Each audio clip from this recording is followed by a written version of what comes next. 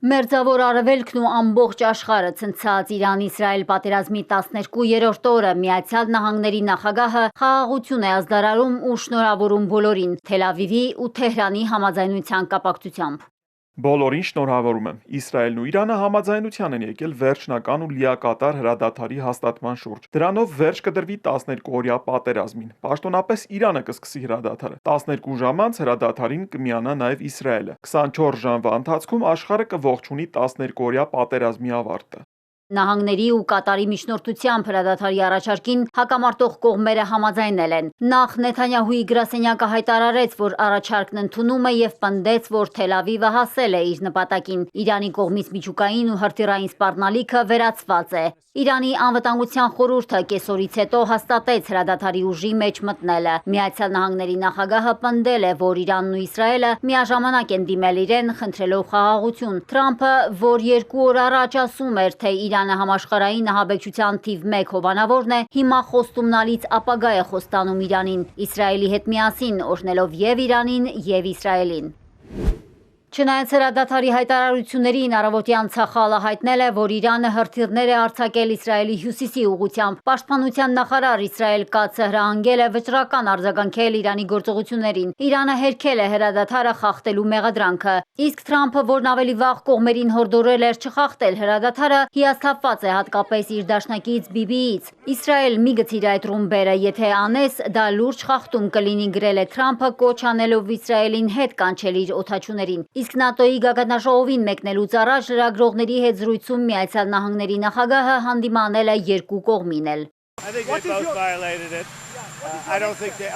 Կարծում եմ նրանք երկուսն էլ խախտել են հրադադարը, սակայն ոչ միտումնավոր։ Ինձ դուր չի գալիս այն, ինչ անում են Իսրայելն ու Իրանը, բայց հատկապես դուր չի գալիս այն, ինչ Իսրայելն իրականացրել է այսօր։ Տեսնենք ինչպես կարող ենք կանգնեցնել սա։ Այս երկրները շատ երկար ու կատաղի պայքար են մղում միմյանց դեմ եւ չեն գիտակցում, թե ինչ են անում գրողը տանի։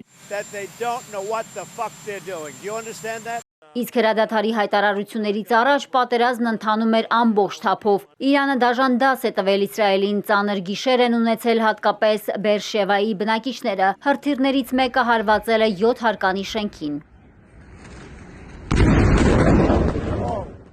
Ամենուրեք ավերածություններ են, վնասված շենքեր ու ավտոմեքենաներ, կան զոհեր ու վիրավորներ, այդ թվում ծանր վիճակում։ Հարվածը հասցվել է հենց ապաստարանին։ Հաղորդվում է նաև Հայֆայի ուղղությամբ հարվածների մասին։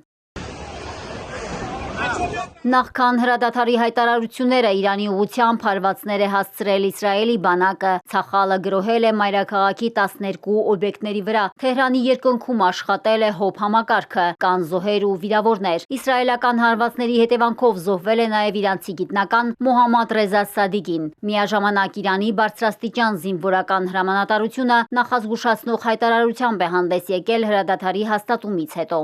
Իրանի զինուժը իր թշնամիների հայտարարությունների հանդեպ որևէ վստահություն չունի, հետևաբար մատը ձգանին սեղմած պատրաստ է վճռական եւ ջախջախիչ պատասխան տալ թշնամու ցանկացած ագրեսիվ գործողության։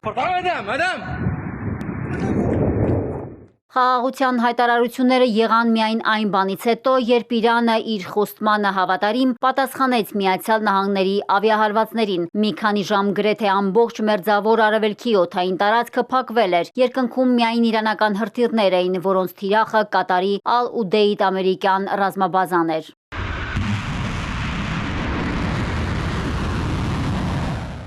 Դոհայում հնչել են պայթյունի ձայներ, խուճապ է սկսվել։ Ավիաբազայի անձնակազմը տարհանվել է նախապես, ձեռնարկվել են անհրաժեշտ միջոցառումներ անվտանգությունն ապահովելու համար։ Թրամփը հրապարակավ շնորհակալություն է հայտնել Իրանին Կատարի բազայի վրա հարձակման մասին նախապես տեղեկացնելու համար, զոհերից խուսափելու նպատակով։ Իրանը հրթիռներ է արձակել նաև Իրաքում գտնվող ամերիկյան զինուժի ուղղությամբ։ Ավիաբազայում հայտարարվել է առավելագույն մարտական պատրաստության ռեժիմ։ Անձնակազմին հրահանգվել է ապաստանել բունկերներում։ Մերձավոր Արևելքի տարածաշրջանում անորոշության ֆոնին Իրանի ռազմաքաղաքական ղեկավարությունը կրկին դիմել է Իրանի ժողովրդին։ Զինված ուժերի գլխավոր շտաբի պետը հայտարարել է իր ազգի կողքին է։ Սարբազ Իրանի اگر 1000 بار Ես իրանցի զինվորական եմ, նույնիսկ եթե 1000 անգամ մեռնեի այս ժողովրդի եւ նրա համոզմունքների համար, կցանկանայի ապրել այս ազգի սիրո համար եւ պայքարել ու նահատակվել այս ազգի թշնամիների դեմ։ Մուսավին հայտարարել է Իսրայելը գիտակցում է, որ առանց նահանգների աջակցության բավարար հզորություն եւ ուժ չունի Իրանի կառավարությանը գահընկեց անելու համար։ Մարիկ Օստանյան, Էպիկենտրոն։